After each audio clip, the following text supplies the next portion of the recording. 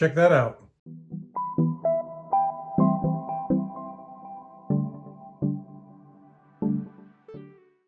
Hey guys, it's Josh over at Gamers Haunt. The new 2024 DMG is coming out for local game store early access on October 29th. That's this Tuesday. By the time you're watching this video, it might be after that date. But these books are available now, and I just want to tell you about them a little bit because I think they're awesome. So let's check it out. So first, here it is. I've got some classic, these books are celebrating the 50th anniversary of Dungeons & Dragons, so we've got classic characters from D&D's past, Venger, Warduke, and Skylia on the cover, which is pretty neat. And on the cover of the special edition, you have the drow goddess Lolth. Then, so I think these books are pretty extraordinary. They're probably a good bit better than the 2014 books as far as organization and layout and stuff like that.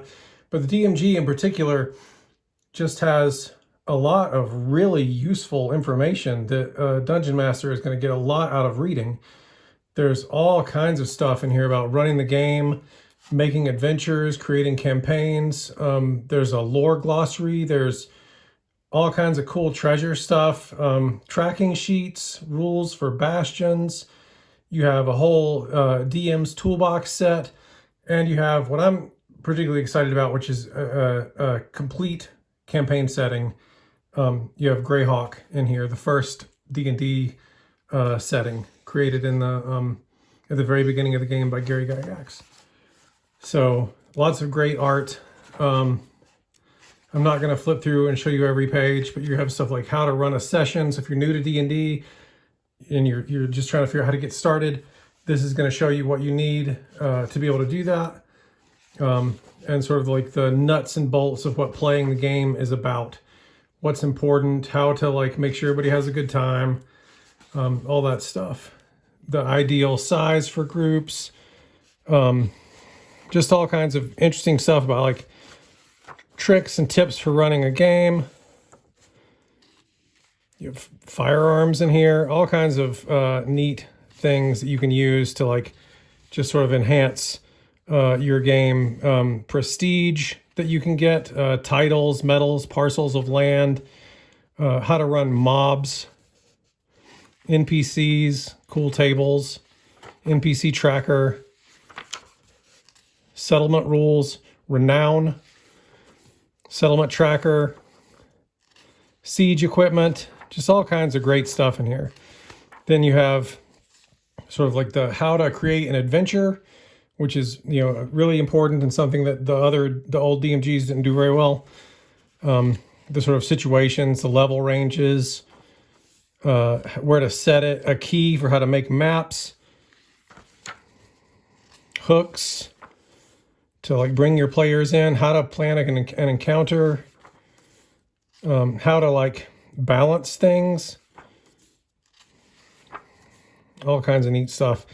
Random encounters, how to run them, what they're for, what they do, quests, rewards, some like sample adventures, so like a first level sample adventure, second, third, and fifth adventures. There's Minx from the Baldur's Gate game. How to create campaigns, campaign journals, episodic versus serial games.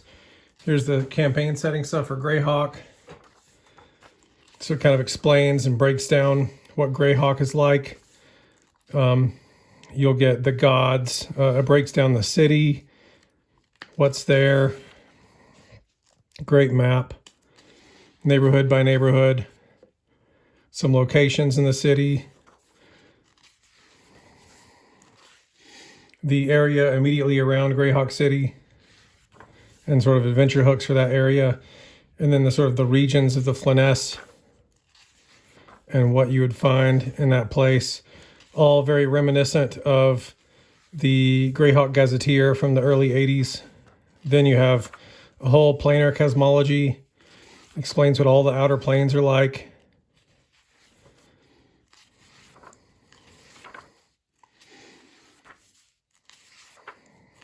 All very cool. So then you have treasure tables, rewards for adventures, all kinds of treasures that you can get and your players can find. This stuff is all kind of like in the old DMG, so but there's a lot of new items in here. Let's see, still in treasures. Then there's these new bastion rules. So how, like, starting at level 5, your players can get sort of a base or a stronghold, and they can sort of do what used to call domain play. And you use that as like sort of a base for their adventures, and there are like mechanical benefits to having these places, and you get hirelings to help you work there, and all kinds of stuff like that. Some sample maps. I think there's a lore glossary. And then, so to go along with that, the book also comes with these big maps, poster maps, one map front and back. On the front side, there's the Flyness, which is the Greyhawk campaign setting. And on the back side is the city of Greyhawk. It's beautiful. It has everything labeled by, what quarter you're in and some important locations. They're all marked in the book, are also on this map. So you may think that 5th edition didn't do a lot to support Greyhawk, and that's sort of true, but there are also actually a lot of Greyhawk modules in 5th edition if you want to run Greyhawk in 5e.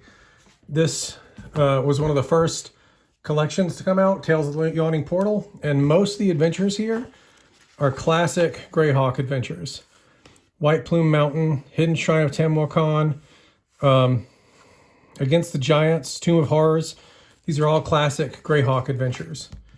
Likewise, Ghosts of Saltmarsh, pretty much entirely set in Greyhawk. This was originally an AD&D set of 3 modules that they expanded into a larger campaign set in Greyhawk. So that's all there for you.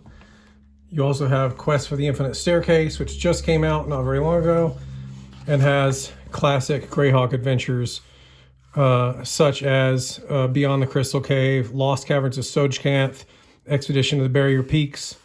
So there are a lot of options in 5th edition for you to run Greyhawk adventures if you want to use this setting. So if you have these and the DMG, you're all set to run adventures in Greyhawk. There's also, if you can find it, Goodman Games put out this great 2-volume slipcase, Temple of Elemental Evil, which is a 5th edition conversion of the classic AD&D module, which is sort of like often the starting point for Greyhawk adventures.